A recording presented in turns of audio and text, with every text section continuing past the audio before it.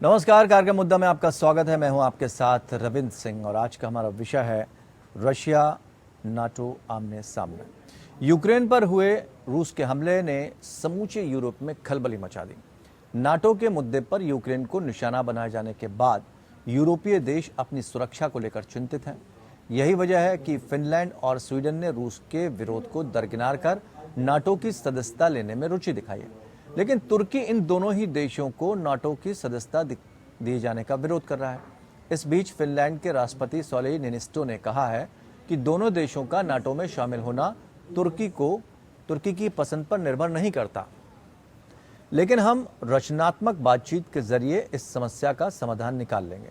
Niinistö ने कहा कि उन्होंने अप्रैल के शुरुआती दिनों में तुर्की के राष्ट्रपति रेचेप तैयब एर्दोगन से बात की थी और उस वक्त वो हमारी सहायता करने के लिए इच्छुक थे।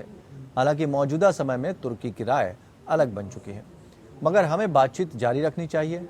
आपको बता दें कि मंगलवार को फिनलैंड की संसद ने देश को नाटो में शामिल होने की मंजूरी दे दी। इस निर्णय का 200 सांसदों में 188 सांसदों ने समर्थन किया। वहीं इसके खिलाफ 8 वोट पड़े। आपको बता दें कि दोनों देशों के विदेश मंत्रियों ने ब्रसेल्स में गठबंधन के मुख्यालय में बुधवार को संयुक्त रूप से सौंपे जाने वाले औपचारिक आवेदन पत्रों पर हस्ताक्षर किए। एक तरफ जहां हर बीते वक्त के साथ फिनलैंड और स्वीडन नाटो में शामिल होने के लिए आगे बढ़ रहे हैं, वहीं तुर्की की नाराजगी ने भी कई सवाल खड़े कर दिए हैं।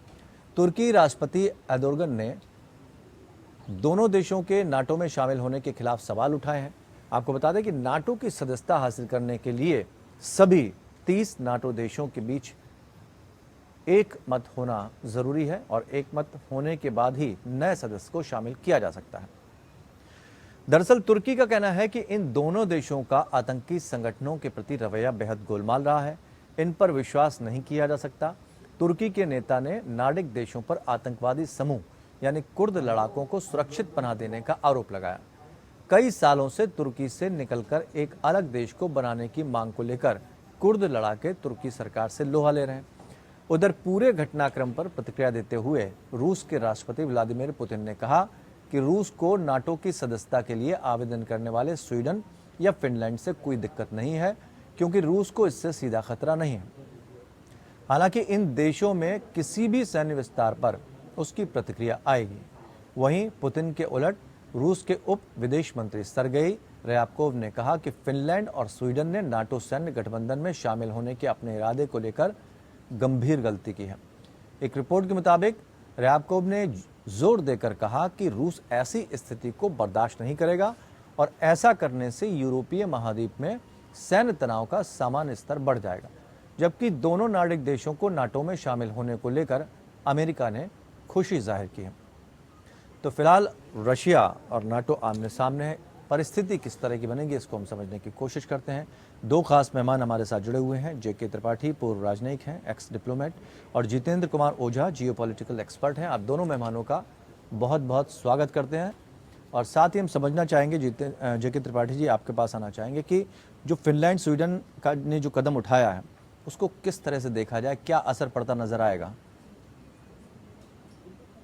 तो ये है कि इन दोनों उठाए के कदम से ये ठीक है, क्योंकि प्लेयर जैसा तैयार है, ये कर दिया है कि हाँ काम पारित कर दिया कि हाँ आप ये कर सकते हो। लेकिन इसके साथ ही ये है कि जैसा कि आपने पहले कहा है कि दोनों देश, किसी भी देश को नाटो का मेंबर बनाने के लिए सबसे जरूरी होती है कि सर्वसम्मति हो तीनों देशों में, और तुर्की ने साफ साफ मना कर दिया है। क्योंकि दो चीजें हैं, एक तो तुर्की को स्वीडन ने जो हथियार दिए थे, तुर्की ने उससे सीरिया में लड़ाई के लिए भेजे, उससे स्वीडन ने उसको। सर आपकी आवाज़ बहुत कम पहुंच पा रही है। हम कोशिश करते हैं उस आवाज़ को सही कराने की। लेकिन जितेंद्र जी, तब तक हम आपसे बात कर लेते हैं। आपसे भी यही हम सवाल करना चाहेंगे कि इसका असर क्या देखने को मिलेगा। तब तक हम वॉल्यूम उनकी ठीक कराते हैं। देखिए, जब सोवियत संघ टूट रहा था जी, तब अमेरिका की तरफ से एक कमिटमेंट दी गई थी जब गोर्बाचेव थे कि जर्मनी के बाद जो है वो तुर्की को नाटो को नहीं ले जाएंगे, जर्मनी तक ही नाटो सीमित रहेगा। और उनका मकसद था कि व्हाट्सएप पैक्ट तो डिसॉल्व किया जाएगा बाद में, जब सोवियत संघ टूट गया और बोरिस येल्सिन आए और ये बातचीत करनी शुरू हुई। लेकिन हुआ क्या कि इसके बाद अगर हम देखें कि नेटो बढ़ता गया है। आप देखें कि जो 3 बाल्टिक नेशन है, एस्टोनिया, लिथुआनिया, एक और ये है कि इन लोगों को नेटो में शामिल किया गया। और अभी भी ये देखा गया कि यूक्रेन जो है 3 वर्ष पर पूर्व जो है यूक्रेन जो है उसमें प्रजातंत्र, और ये खासकर ये सरकार आई है तो उनको प्रजातंत्र कहा गया, और ये कोशिश कर रहे थे जाने के लिए बार बार नेटो में। तो सोवियत संघ, रूस का जो सबसे बड़ा विरोध जो है, सबसे रूसी में जो सबसे नाराजगी की वजह थी वो ये थी कि नेटो को जो है बढ़ाया जा रहा है। और जब नेटो बढ़ता है, और खासकर वो मानते थे कि ये 15 देश जो टूट के अलग हो गए सोवियत संघ के जाने के बाद, और रशियन फेडरेशन अलग हो गया, CIS तो बना, लेकिन वो बन के भी जो है उनमें वैसी कोहेजन नहीं रही। तो उन देशों को बदलाने की कोशिश नहीं करे, वो उनकी सुरक्षा के लिए बहुत आवश्यक है, रूस का ये मानना था। और इसमें जो है नेटो का बढ़ना जो है उनको ठीक नहीं लग रहा था। अभी जो बयान आया है तो देखिए कि यूक्रेन के युद्ध में हुआ क्या है कि कुछ भी क्यों न कहें, जो युद्ध इतने लंबे समय तक खिंच गया, इतने लंबे समय खिंचने के बाद से रशिया का भी मोरल थोड़ा बहुत ऊंचा नहीं है। उनको लगा था कि बड़ी क्विक और डिसाइसिव विक्ट्री मिलेगी, तो उनके पास कोई बहुत ज्यादा ऑप्शन नहीं है। जहां तक स्वीडन और फिनलैंड का सवाल है, ये दोनों आमतौर पे बहुत ही स्कैंडिनेविया के देश है, डेमोक्रेसी बहुत अधिक है, ये आमतौर पे लड़ाई करना नहीं चाहते, इनके ओरिएंटेशन कुछ अलग है। तो उन्होंने कहा कि नहीं, यहाँ पे सैन्य की डिप्लॉयमेंट नहीं हो, अगर ये जाना चाहते हैं तो जाएं। मेरे ख्याल से आज की तारीख में रूस के पास भी बहुत ज्यादा ऑप्शन नहीं है। हालांकि उन्होंने कुछ टेरिटोरियल गेन्स जरूर किए हैं, लेकिन उसकी कॉस्ट बहुत अधिक रही है, तो मेरे ख्याल से रूस कॉन्फ्रंटेशन नहीं करना चाहेगा। लेकिन जो है नेटो के बढ़ने का जो ये है वो साफ दिखाई पड़ता है कि नेटो जो है, भले ही सोवियत संघ टूट चुका हो, भले ही सब कुछ क्यों ना हो चुका हो, नेटो को एक नई लीज ऑफ लाइफ जरूर मिली है। और इसके बढ़ने की उस वजह से हम कहेंगे कि नेटो रेलेवेंट रहेगा। अब इसका लॉन्ग टर्म इम्प्लीकेशन क्या होगा, इससे बहुत सी चर्चाएं होती हैं, बहुत सी बातें आ सकती हैं। लेकिन ये एक रूस ने पीछे स्टेप लिया है, और ये नेटो के लोग, जो पश्चिम के लोग हैं, वो कुछ आगे जरूर गए हैं, और इस तमाम चीजों की शुरुआत हुई है, उनको आधार मिला है इस यूक्रेन युद्ध की वजह से ही। लेकिन जितेंद्र जी, एक तरफ हम देखा जाए कि रशिया, जिस तरह से आप कह रहे हैं, उसका मोरल भी बहुत ज़्यादा हाई नहीं है, लेकिन अगर वो अपने जो करीबी देश हैं, जो उसकी सीमा से लगे हुए हैं, उनसे ही संबंध खराब कर लेगा तो उसके सामने तो स्थिति और विकट हो जाएगी। और वो देश जिनसे उसके संबंध अच्छे होने चाहिए, वो अब नाटो में शामिल होने की गुजारिश कर रहे हैं, आवेदन कर रहे हैं। ये जो है, देखिए कि युद्ध में कभी कभी ताकत एक छोटा सा हिस्सा होता है। मिलिट्री वॉर जो है टोटल वॉर का एक छोटा सा कंपोनेंट होता है, उसका साइकोलॉजिकल वॉर एक बड़ा कंपोनेंट होता है, साइबर वॉर, तमाम वॉर उसके ये होते हैं। तो ये युद्ध इंफॉर्मेशन वॉर रशिया हार चुका है, हम कुछ भी क्यों न कहें। कजाकिस्तान और यूक्रेन जो 2 सबसे बड़े देश थे जो पूर्व सोवियत संघ में शामिल थे, कजाकिस्तान में भी एक अथॉरिटेरियन सरकार आई है, कुछ वो वेस्टर्न तरीके से वो कुछ चीजें ईजाद कर रहे हैं, लेकिन फिर भी उन्होंने सोवियत संघ में बार बार कह रहा हूँ, रशिया से अपने संबंध बनाए रखे हैं। जनवरी में ही रशियन प्रेसिडेंट ने कुछ ट्रूप्स उनके यहाँ भेजी थी कि जो इंटरनल रेजिस्टेंस चल रहा था उसको शांत करने के लिए, उसके बाद वो चले आए। लेकिन जो अटैक हुआ है यूक्रेन पे, नेचुरली सारे तमाम देश वहां के थोड़े से घबरा गए हैं, क्योंकि सवाल अटैक का नहीं है, उसमें सिविलियन कैजुअलिटीज भी हुई हैं, और जितनी सिविलियन कैजुअलिटीज हुई है वो रशिया के इमेज के लिए बहुत अच्छी बात नहीं है। और खासकर से युद्ध इतना लंबा खिंच गया तो जो एक इन्विंसिबिलिटी की इमेज थी कि रशिया जो है बहुत इन्विंसिबल है, बहुत बड़ा मिलिट्री पावर है, वो इन्विंसिबिलिटी भी खतरे में आ जाती है। न्यूक्लियर वॉर की बात कहते हैं, न्यूक्लियर वॉर की भी जो कह रहे हैं कि वो 30 साल से न्यूक्लियर जो भी उनके असलहे हैं वो लॉक एंड की में है, उनको निकालना, उनको ले जाना, वो भी बड़े खतरे की बात है। तो एक जो परसेप्शन है या पावर प्रोजेक्शन है, पावर प्रोजेक्शन में भी रशिया कमजोर पड़ा है। हालांकि टेरिटोरियल गेन यूक्रेन से अधिक है, लेकिन यूक्रेन और रशिया को हम एक तौर पे तो मानते ही नहीं थे। हम मानते ये थे कि जो 15 देश आजाद हुए हैं उनमें 3 निकल भी गए, तो ये 10-12 कभी न कभी रूस के प्रभाव में होंगे। लेकिन जो आपने कहा ना, इस युद्ध के बाद हुआ यह है कि ये ताजिकिस्तान, ये 5 जो किस्तान है, सेंट्रल एशियन देश है, जिनमें चीन का प्रभुत्व बढ़ रहा था, तो वो लोग भी रशिया की तरफ देख रहे थे। लेकिन आज की तारीख में ये देश भी जो है रूस से घबराए हुए हैं। तो रूस के आक्रमण से एक चीज बड़ी साफ है कि लार्जर इंफॉर्मेशन वॉर में, वॉर ऑफ परसेप्शन जिसे हम कहते हैं, वो बहुत क्रिटिकल होता है, उस वॉर ऑफ परसेप्शन में रशिया को बहुत बड़ा सेटबैक मिला है। जी बिल्कुल जी.के. त्रिपाठी जी, क्योंकि अब 2 चीज़ें देखने को मिल रही। रशिया एक तो थोड़ा सा ज़रूर सहमा होगा, क्योंकि जिस तरह से उसने हमला किया है उससे सवाल ज़रूर खड़े हुए हैं, और कहीं ना कहीं उसकी इमेज पर भी धब्बा लगा है। लेकिन सिर्फ रशिया ने इसलिए कहा, यूक्रेन पर अटैक किया और ये कहते हुए किया कि नाटो में शामिल उसको नहीं होना है, क्योंकि उसकी देश की सीमा को खतरा है। फिनलैंड और स्वीडन अगर शामिल होते तो उनको किस तरह के फ़ायदे मिलेंगे नाटो से? कहीं उनकी स्थिति भी अगर ऐसी ही हो गई तो क्या विश्व युद्ध की स्थिति बन जाएगी? देखिए, फिनलैंड और स्वीडन को तो वही फायदे मिलेंगे जो बाकी सारे नाटो कंट्रीज को मिल रहे हैं, कि मतलब नाटो के एक सुरक्षा घेरे में वो होंगे। इसके साथ साथ उनको अपनी सीमाओं में नाटो की सैन्य उपस्थिति और साजो सामान की उपस्थिति होगी, मिलिट्री प्रेजेंस होगी, तो ये सब तो उन्हें फायदा मिलेगा। और एक ये फायदा जो नाटो चार्टर का आर्टिकल 5 कहता है कि नाटो के किसी सदस्य के ऊपर होने वाले आक्रमण की दशा में नाटो के सभी सदस्य से अपना आत्मसमर्पण करके उसका विरोध करेंगे। तो ये तो बात है नाटो के मेंबर होने से। लेकिन सबसे बड़ी चीज है कि क्या ये दोनों देश नाटो के मेंबर निकट भविष्य में हो जाएंगे? मुझे नहीं लगता कि निकट भविष्य में होंगे, क्योंकि जैसा कि आपने भी कहा है कि नाटो के चार्टर के आर्टिकल 10 के अनुसार सर्वसम्मति होनी चाहिए, और तुर्की ने पहले ही रंगा लगा दिया है। और आप देखिएगा जब ये चीज नेगोशिएटिंग टेबल पे आएगी, ये प्रस्ताव, तो आप देखिएगा कि फ्रांस भी थोड़ा बहुत वो ढील ढाल दिखाई देगा, क्योंकि फ्रांस ने अभी देखिए मैक्रोन ने कल के ही एक बयान में कहा है कि हमें रूस के साथ बातचीत करते वक्त या रूस के साथ व्यवहार करते वक्त ऐसा नहीं करना चाहिए कि बाद में रूस के साथ हमें दोस्ती में या बातचीत में परेशानी हो।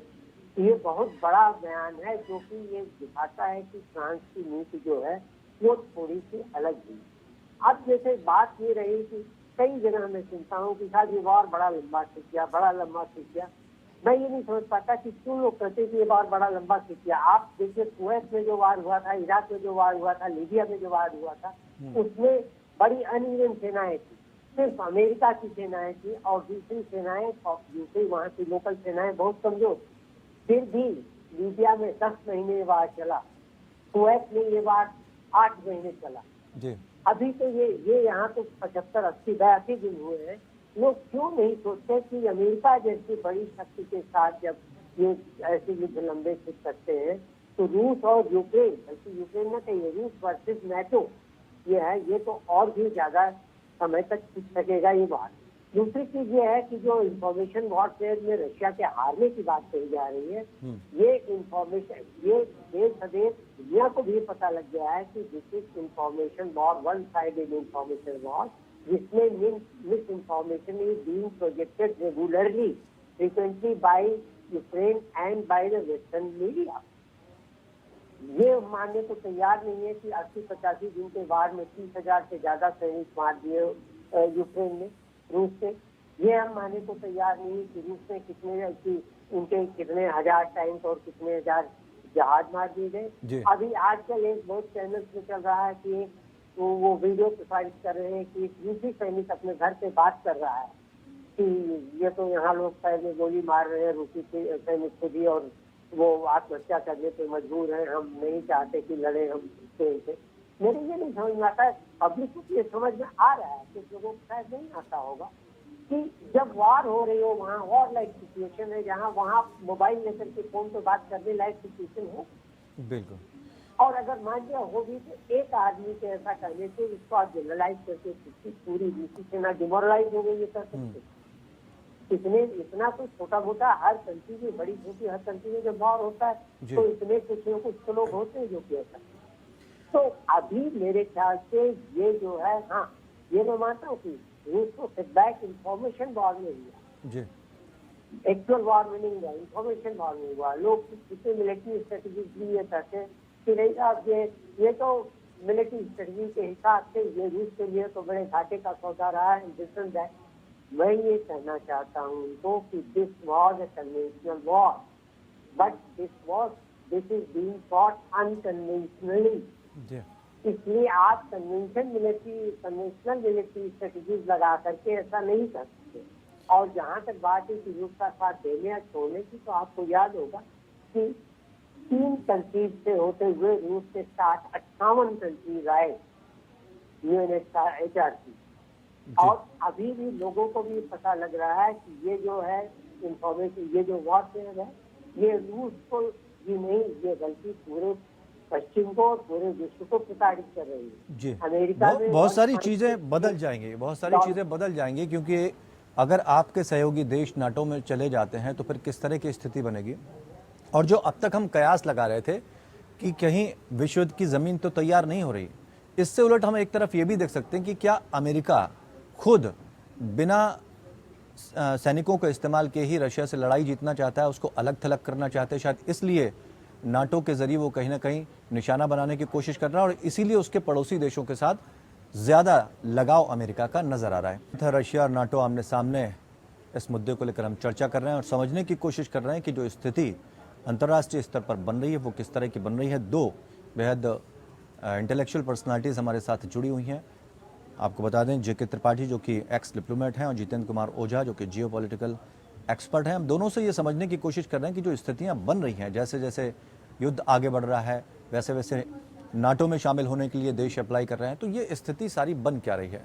हम जितेंद्र जी आपके पास आना चाहेंगे और ये समझना चाहेंगे क्योंकि तुर्की ने यहाँ पर थोड़ा सा विरोध जताया है दोनों देशों को लेकर। समझना ये चाहेंगे चूंकि नाटो में अगर 30 देश शामिल हैं तो उसमें से एक भी अगर इनकार कर देता है कि अगले इन देशों को शामिल ना किया जाए तो वहाँ स्थिति थोड़ा बदल जाती है। क्या हम ये भी समझें कि तुर्की कूद तो रहा है यहाँ पर, किस वजह से कूद रहा है, किस वजह से विरोध जता रहा है, और साथ ही ये भी जानना चाहेंगे कि क्या नाटो में भी अब कहीं ना कहीं उथल पुथल मचनी शुरू हो जाएगी। देखिए, तुर्की और रूस के बीच में बड़े डिफरेंसेस बीच में आ गए थे, लेकिन अभी डिफरेंसेस उतने ज्यादा नहीं है। वो दोनों एक दूसरे से कोऑपरेट करने की कोशिश कर रहे हैं।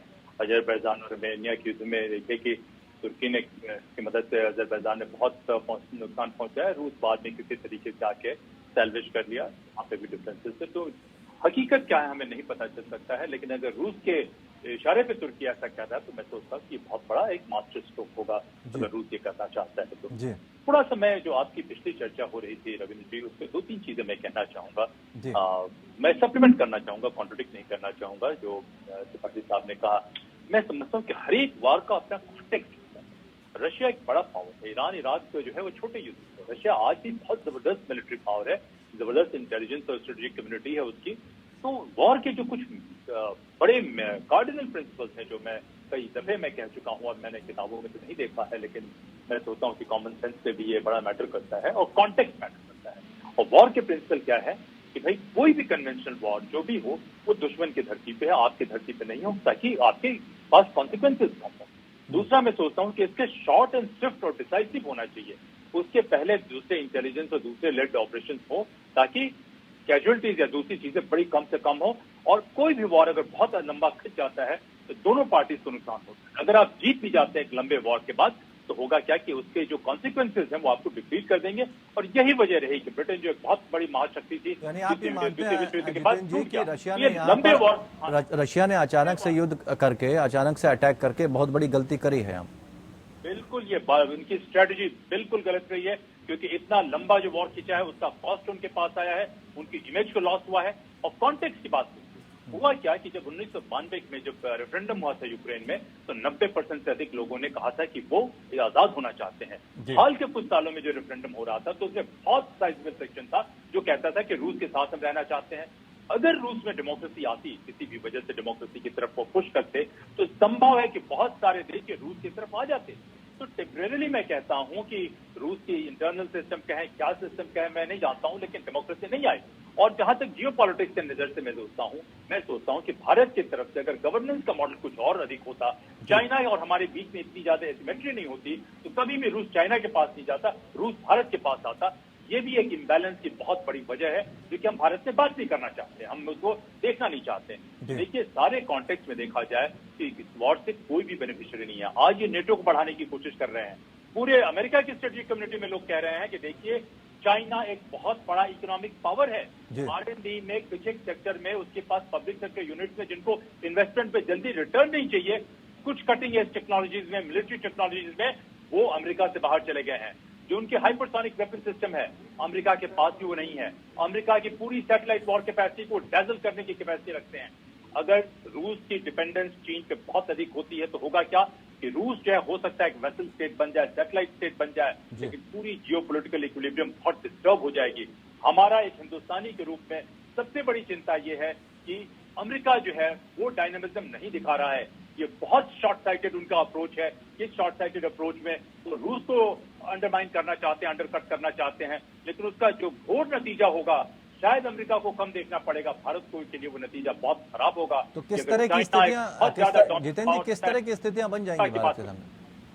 देखिए, चाइना अगर एक बहुत डोमिनेंट पावर होता है तो हर तरीके से तमाम की देशों को आगे नहीं बढ़ने देगा, और खास करके भारत का प्रजातंत्र चाइना को हमेशा एक इंफीरियरिटी कॉम्प्लेक्स देता रहा है।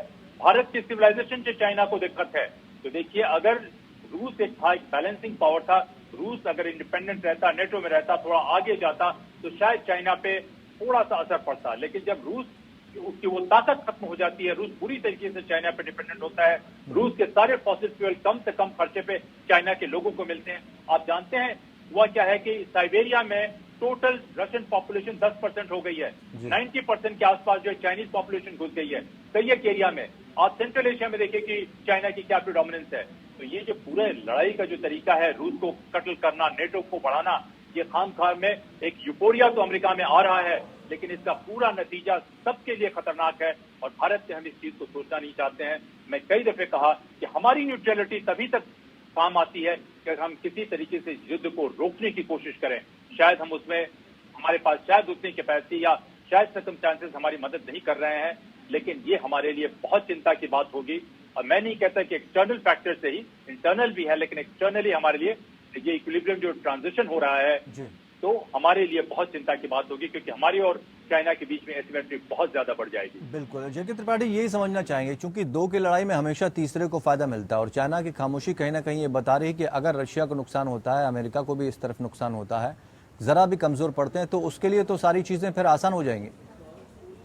देखिए, इस लड़ाई में मेरा मानना है कि चाहे लड़ाई का परिणाम जो भी हो, रूस जीते या आज हारे, इसमें एकमात्र विजेता चीन होगा, प्रत्यक्ष रूप से नहीं, परोक्ष रूप से। क्योंकि अगर रूस जीतेगा तो भी उसका साथ चाइना के लिए है, इसलिए चाइना और रूस मिलकर के स्ट्रॉन्गर हो जाएंगे।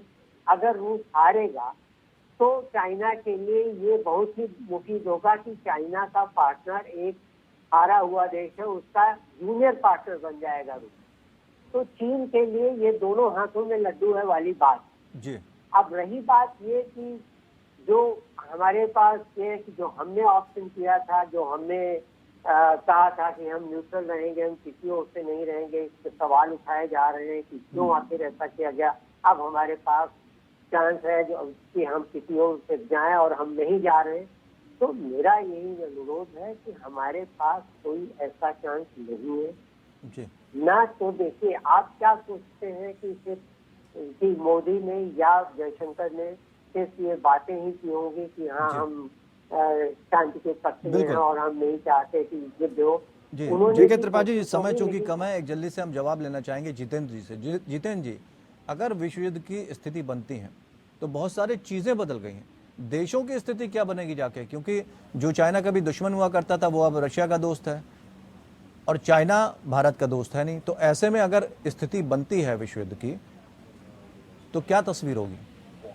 नहीं, मैं नहीं सोचता कि विश्व युद्ध की स्थिति बनेगी, ऐसा नहीं होना चाहिए।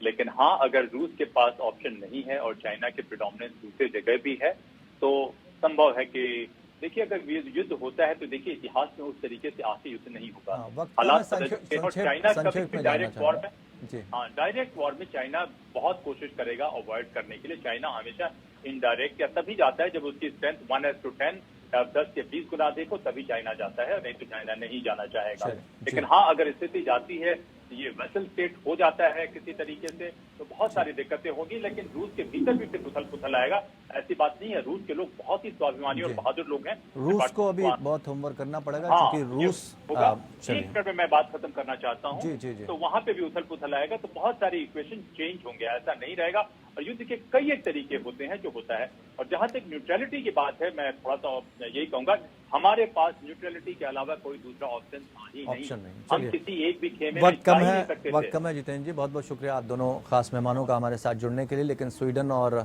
जिस तरह से दोनों देशों ने ये बताया है, आवेदन किया है कि वो जाएंगे नाटो में, लेकिन परिस्थितियां बहुत सारी बदल जाएंगी।